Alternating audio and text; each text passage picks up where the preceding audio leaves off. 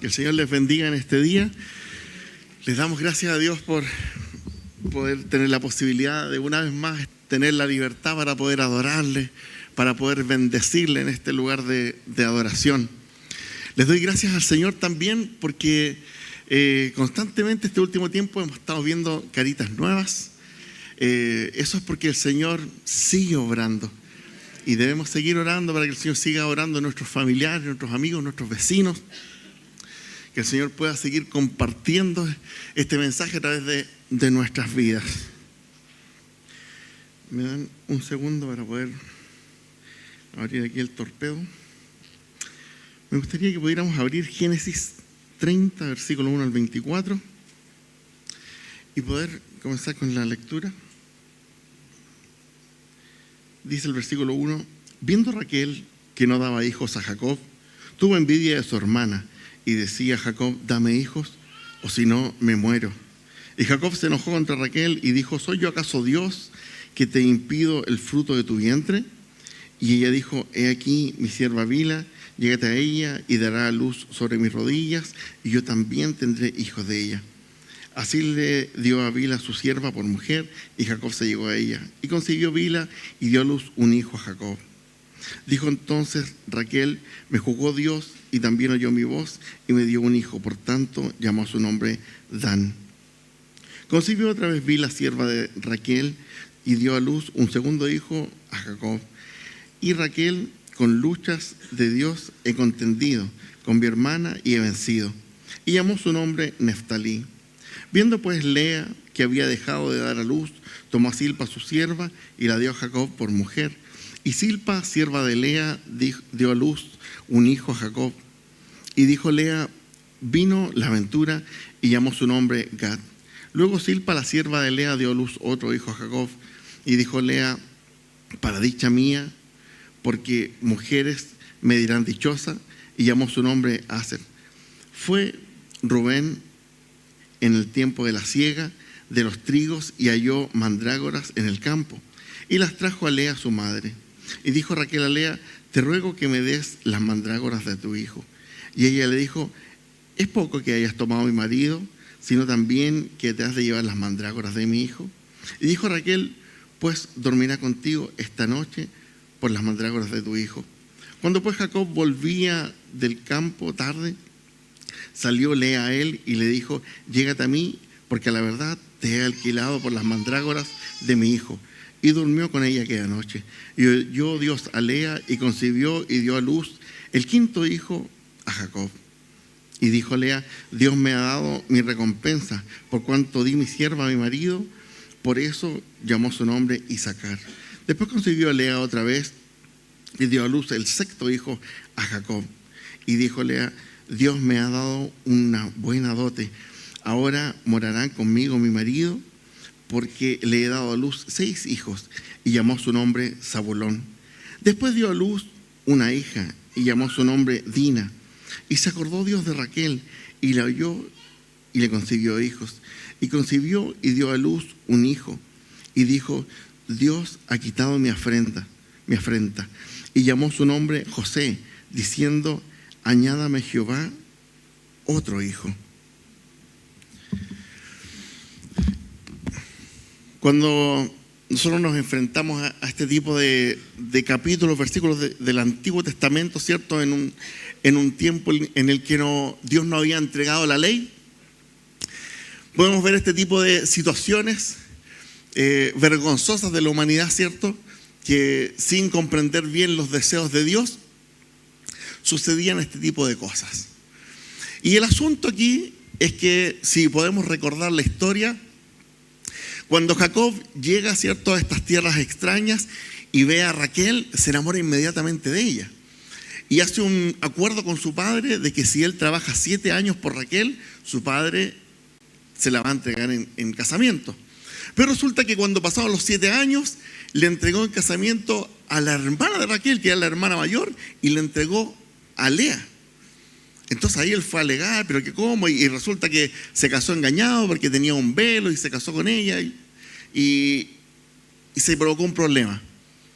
Pero él decidió tomarla como esposa, como ya se había casado con ella, Y como en ese tiempo les comentaba, ¿cierto?, que no había ley de Dios para este tipo de asuntos, todavía no había sido mandatado por la mano de Moisés, ¿cierto?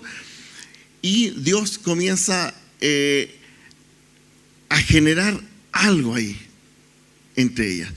Y Jacob, ¿cierto?, seguía enamorado de Raquel y pacta con su suegro trabajar otros 7 años más para que poder tenerla como mujer. Así que quedó con 2 mujeres. Si a uno le cuesta con una, imagínense a No. Quedó con 2 mujeres y ahí se empezó a provocar un problema, porque Lea empezó a tener hijos. Y a medida que Lea tenía un hijo, 2 hijos, 3 hijos, Raquel se empezó a dar cuenta que en su vientre no pasaba nada, de que no tenía descendencia.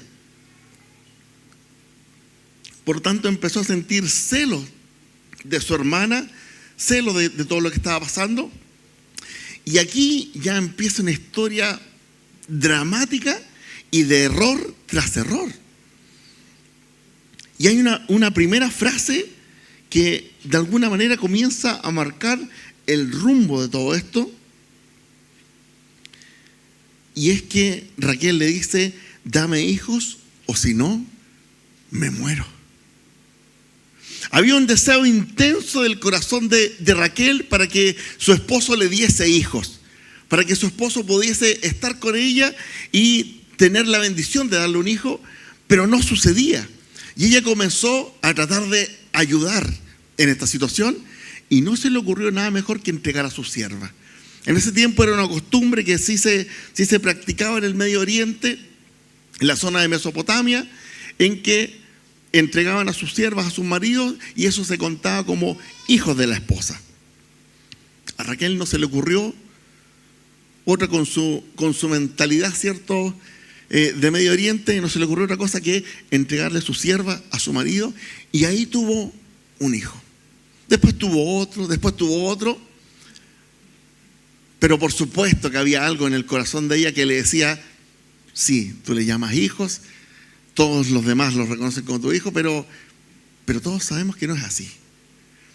Y ella sentía la insatisfacción por dentro. Y después, cuando sigue pasando tiempo, Dios sí se acordó de ella. Dios tenía un momento predeterminado para ella, para que ella sí pudiese ser madre. La Biblia no me acuerdo si en el capítulo 29 o al principio o al final del 29, nos comenta que Raquel era estéril. Por lo tanto, había una situación física por la cual ella no podía engendrar hijos. Y posteriormente, después, vemos que al final del capítulo 30, Dios hace un milagro en su vientre. Dios hace un milagro de sanidad en su vida y le permite tener un hijo a través de su vientre y experimentar lo que es ser madre. Sin embargo, cuando pasó esto, la respuesta de Raquel fue llamar a su hijo José, diciendo: añádame Jehová otro hijo. Otro hijo. Es increíble cómo funciona el corazón de las personas, pero hay veces que nosotros ponemos fijaciones en ciertas cosas de nuestra vida y eso comienza a tomar preponderancia en nosotros. Y somos capaces de gastar nuestros ahorros, somos capaces de vivir para poder obtener lo que consideramos que para nosotros es valioso. Déjenme contarles una pequeña historia de mí cuando era pequeño. Alrededor de los 13 años comencé a tocar guitarra. Por ahí me inscribí en un taller del colegio, empecé a tocar guitarra y un compañero me pasó un cassette de un grupo musical. En ese tiempo, ¿cierto?, uno rebobinaba los cassettes así. Para el que no sepa qué es un cassette, googleelo. No me voy a rebajar a explicarle qué es eso. Uno lo ponía en su personal stereo, se ponía los audífonos y escuchaba. Y yo empecé a escuchar un grupo que me fascinó. Y yo me encontraba, pero excelente.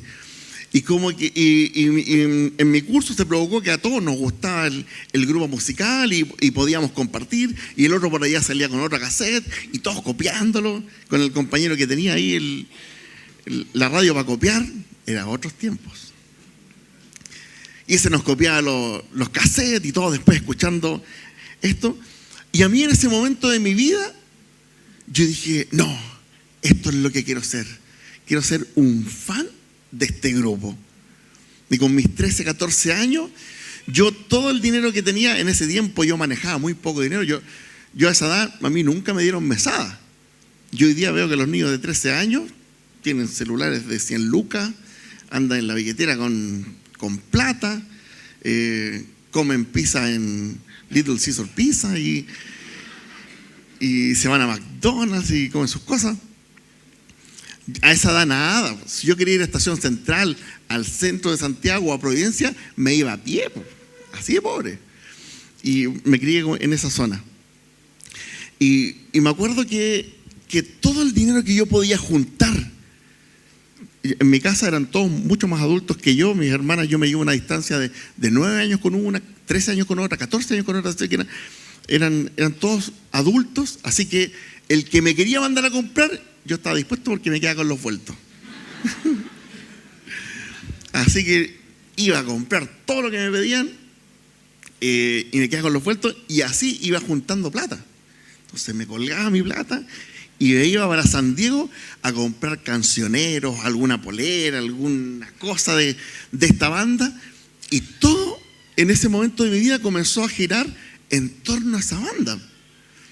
Y todas las canciones que yo me aprendía en guitarra, me aprendía solamente canciones de esa banda.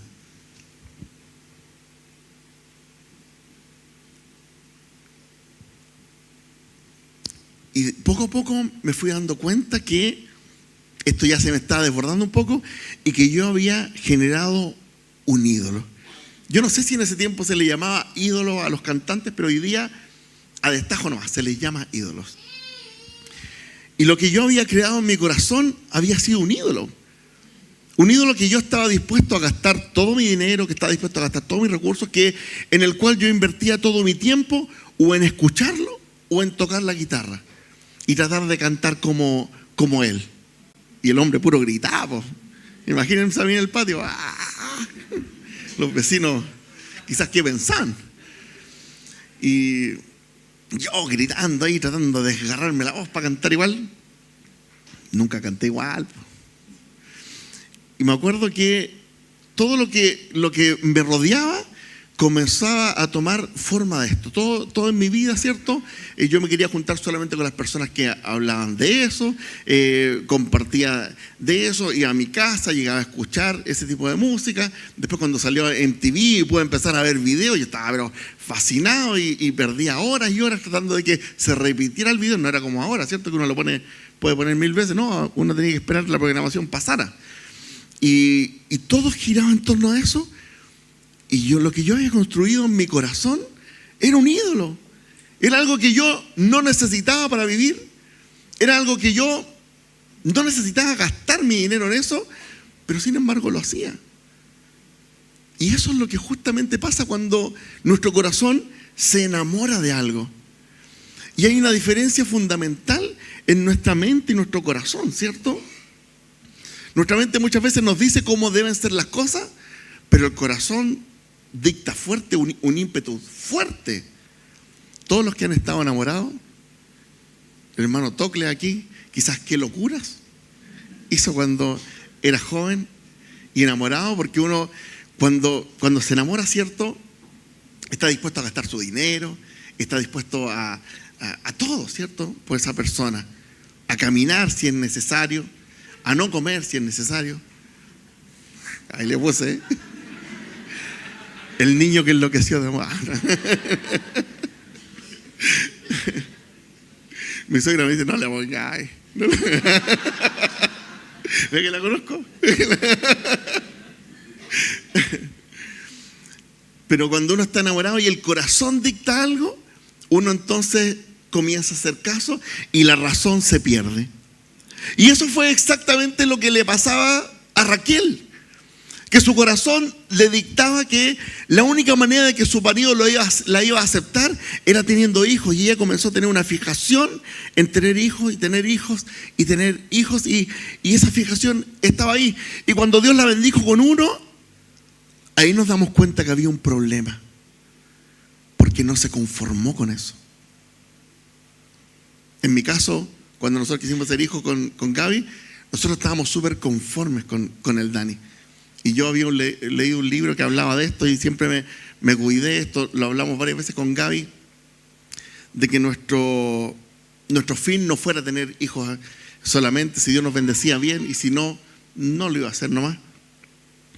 Y cuando nació nuestro primer hijo, estábamos más que contentos. Con eso lo teníamos todo, habíamos visto el milagro de Dios. Cuando nació la Elena, no lo podíamos creer. Y era como que Dios se pasó. Y cuando nació el Benja, ya vos, Señor, no. Ahí tuvimos que verle a los hermanos que pararan de orar, empezar a hacer ayuno para no hijos. No. Y Dios nos bendijo de esa manera.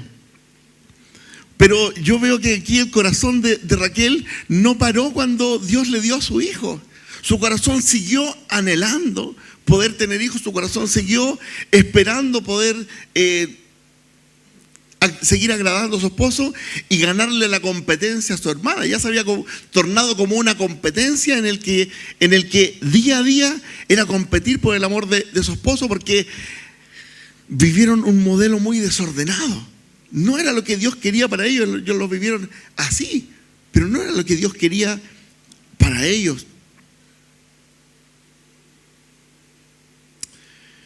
Miren, si vamos a Génesis 31, 34.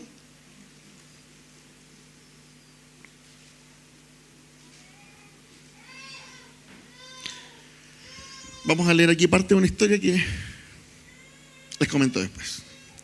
Pero tomó Raquel los ídolos y los puso en una alabarda de un camello y se sentó sobre ellos y buscó Labán en toda la tienda y no los halló. Y ella dijo a su padre: no se enoje mi señor, porque no me puedo levantar delante de ti, pues estoy con la costumbre de las mujeres. Y él buscó, pero no halló a los ídolos. Les comento que después del tiempo que Jacob trabajó para su suegro, estos 14 años, después estuvo aproximadamente unos 6 años trabajando para él en el ganado, y Dios empezó a bendecir a Jacob con su propio ganado. Por lo tanto, él ya se hizo grande y un día decidió salir y buscar nuevas tierras, porque de alguna manera Dios también estaba mandando a su corazón que él lo hiciera. Jacob estaba siendo responsable con lo que Dios quería para él. Y resulta que cuando él se va a tierras lejanas, se lleva a todas sus hijas, se lleva a los nietos de Labán, a todos. Resulta que Raquel toma a los dioses de sus padres y los esconde y se los lleva.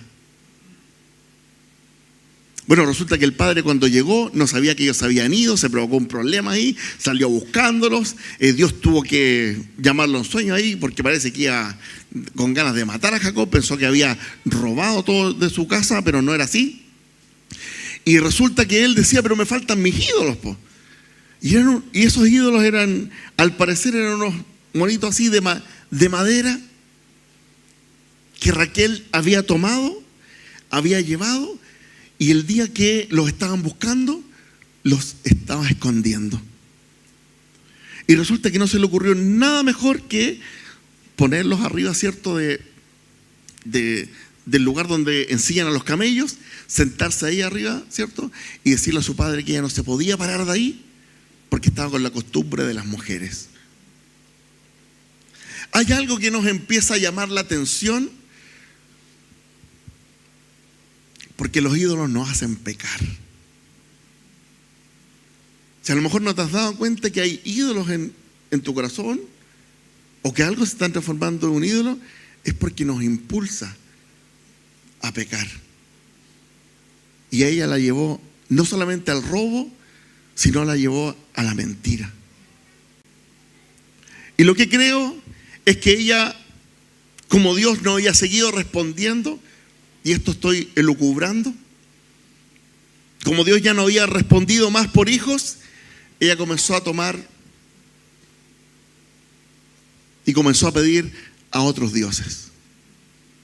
Y el día que se fueron de ahí, como salieron apurados, seguramente dijo: ahora, ¿y qué pasa si me voy y no me voy a decir estos dioses? Ya no me van a bendecir, no voy a ser mamá de nuevo. Y llega, los toma y se los roba. Y se los lleva con ella y comienza, ¿cierto?, esta aventura donde su padre finalmente los alcanza y sucede este encuentro. Lo que había pasado en el corazón de Raquel era importante. Ya no solamente era una competencia con su hermana, no solamente se trataba de los hijos, sino que la cosa ya se comenzaba a desbordar un poco más, porque es exactamente lo que hacen los ídolos en nuestros corazones. Se comienza a desbordar el asunto. Y muchas veces no nos damos cuenta en qué tenemos idolatría, pero la mayoría de las personas tiene distintas falencias. Hay personas que tienen mayor debilidad con el dinero y las riquezas. Hay personas que lo que les llama la atención es el poder, el éxito. Hay personas que todo sobre tener una relación, y a lo mejor lo único que buscan es tener un pololo o una polera en que basar toda su vida. Otros buscan tener aprobación, aceptación de los demás, tener popularidad, y se desvíen por tratar de hacerlo. Hoy en día con las redes sociales, ¿cuánta gente hay que se desvive por tratar de tener más like? Otros es placer y entretenimiento. Cualquier cosa que les sea placentera, cualquier cosa que les entretenga, es lo que quieren hacer todo el día. Son flojos empedernidos que solamente desean hacer algo que les guste hacer. Otros basan toda su vida en el trabajo y obtener logro en el trabajo, en obtener algún tipo de reconocimiento para sentirse satisfechos. Otros, a través de la apariencia física, tratar de darlo todo para verme bien, para verme mejor, que los demás puedan ver en mí alguien distinto.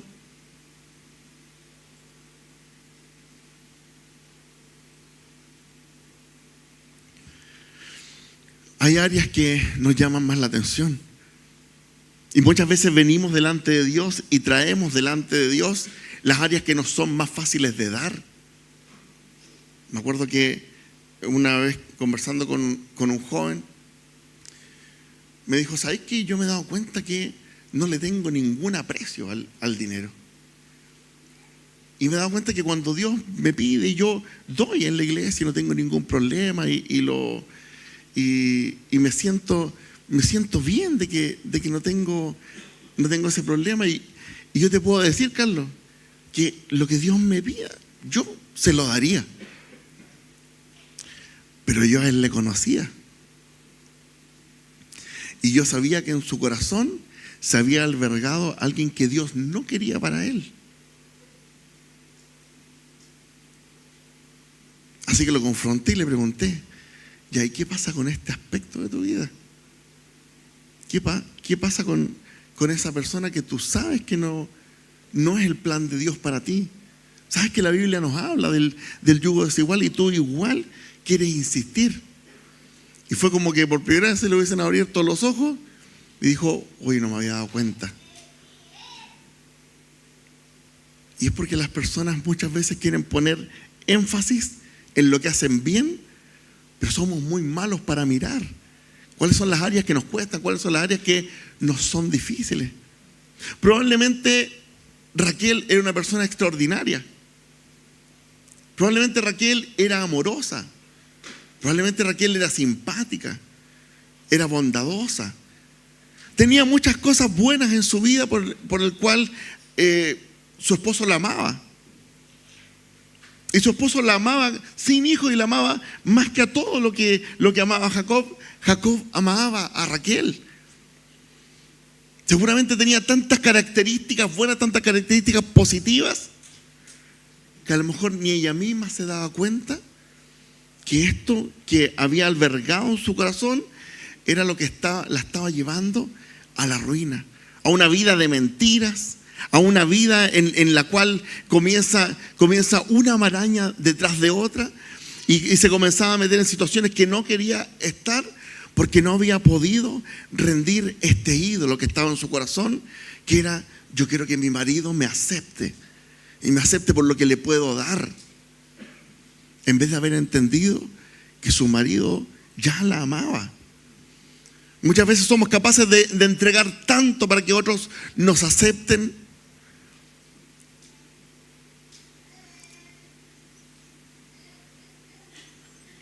hoy en día se juega mucho con esto, con los adolescentes, con los jóvenes. Y muchas veces ceden a presiones del medio por no poder poner un stop en lo que está pasando. Los jóvenes caen en las drogas por distintos motivos, pero hay un grupo de jóvenes que caen en las drogas simplemente porque no supo decir que no, porque tuvo miedo del rechazo de los demás. La droga no era algo que su cuerpo necesitaba, no era algo por lo cual estaba dispuesto a gastar dinero, pero sin embargo, cuando eso se convirtió en un ídolo para él, ya toda su vida gira en torno a eso. Que Dios nos libre, que Dios nos dé la sabiduría para poder saber dónde, en qué lugar de nuestro corazón estamos construyendo ídolos. Estamos construyendo algo que nos roba el deseo de Dios, que nos roba las ganas de poder estar con Dios.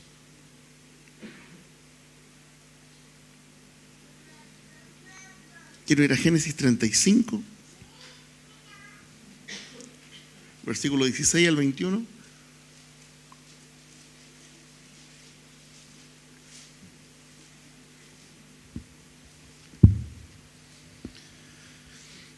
Después partieron de Betel y había aún como media legua de tierra para llegar a Efrata cuando dio a luz Raquel.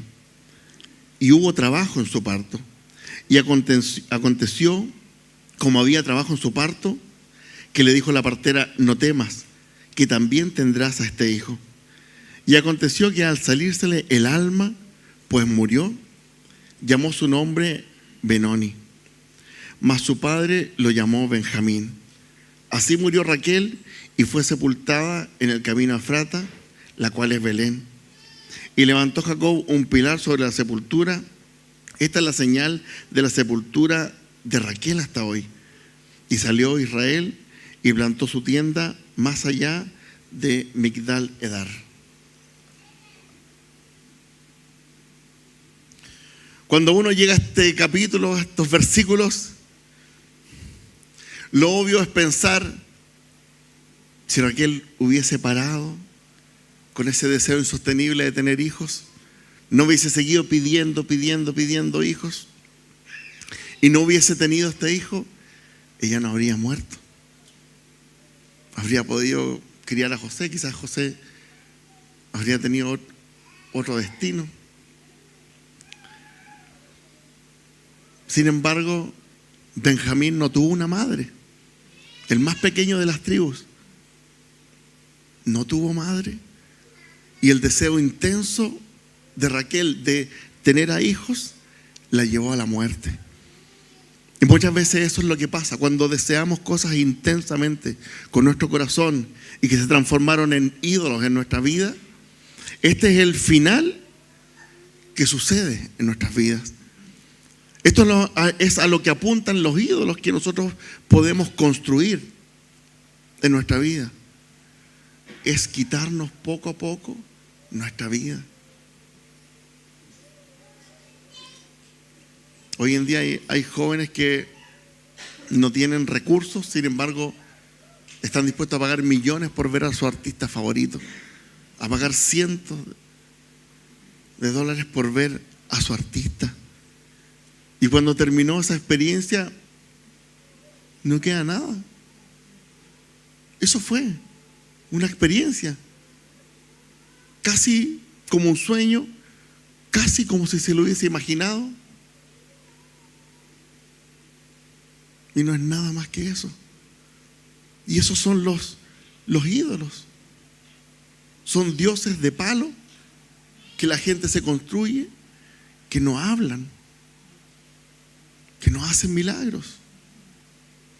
Son dioses de palo que armamos en nuestro corazón y que comienzan a tomar vida y que nos prometen dar una emoción en nuestras vidas.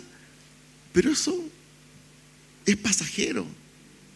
Y la vida que Dios nos promete es una vida que pueda perdurar en la eternidad, una vida en la cual Dios nos quiere preparar para una vida eterna. Y una vida eterna en que ya no tengamos estos problemas, una vida eterna en que ya no tengamos la necesidad de adorar a otro que no sea Dios, la necesidad de ir en busca de algo que no sea Dios, la necesidad inventada que provoca nuestro corazón para ir detrás de las cosas que nos llaman la atención. Que Dios nos pueda bendecir y que Dios nos pueda ayudar. Y me gustaría terminar leyendo en Segunda de Reyes 18, 3 y 4 dice: e hizo lo recto ante los ojos de Jehová, conforme a todas las cosas que había hecho David su padre. Él quitó los lugares altos, quebró las imágenes, cortó los símbolos de acera e hizo pedazos la serpiente de bronce que había hecho Moisés, porque hasta entonces le quemaban incienso los hijos de Israel, y la llamó Nahustán. Este fue el rey Ezequías. Nahustán significa cosa de bronce. Él le dio el nombre que realmente se merecía. Recordemos que esa serpiente, Dios mismo dijo que la levantaran para poder mostrar años después cómo iba a ser la relación que íbamos a tener con Jesucristo, que iba a ser crucificado, que iba a ser maldecido por los hombres, pero que todo aquel que lo mirara iba a obtener salvación. Y eso simplemente era el motivo por el cual Dios levantó la serpiente, hizo que el pueblo de Israel levantara la serpiente en el desierto. Pero el pueblo se quedó con eso, se quedó con el símbolo. Hay cristianos que en vez de quedarse con Jesús se quedan con la cruz y adoran la cruz en vez del que murió en la cruz. El pueblo de Israel comenzó a adorar la serpiente. No se dieron cuenta que Dios jamás les pidió que adoraran la serpiente. No se dieron cuenta que la serpiente no tenía ningún poder. Era una promesa que Dios le había hecho al pueblo de Israel, y por eso cada israelita que miraba a la serpiente se libraba de la mordida de estas serpientes que los atacaron, de este veneno que les había entrado. Pero fue para una instancia. Pero el pueblo de Israel hace ídolos de cualquier cosa. Calvino dijo: el corazón del ser humano es una fábrica de ídolos. Y muchas veces cualquier cosa que tengamos por delante, nuestro corazón va a querer adorarla, nuestro corazón va a querer desearla, contemplarla. Pero si hay algo que podemos aprender de este rey, es que lo primero que hizo fue sacar los ídolos. Si hay algo que podemos hacer en nuestra vida, si muchas veces lo hemos hecho mal, si muchas veces hemos intentado avanzar como cristianos y no lo logramos, es poder tener una conversación seria con Dios, es inspeccionar nuestros corazones con el Espíritu Santo y empezar a sacar la idolatría, empezar a sacar todo lo que nos llame la atención más que a Dios, en todo lo que nuestro corazón quiera más que a Dios, y darles el nombre correcto. Mientras el pueblo veía una serpiente de bronce y pensaron que era un dios, Ezequías vio solamente una cosa de bronce. Y eso es lo que son los ídolos. No valen para nada. Yo les quiero pedir que nos pongamos de pie, que podamos ir en una oración delante de Dios.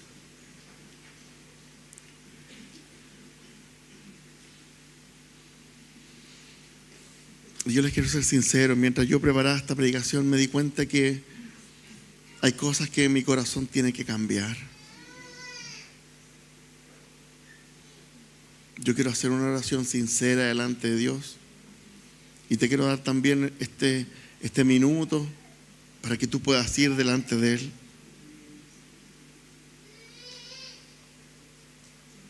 Ora en tu corazón a Dios y deja que el Espíritu Santo te escudriñe en esta hora.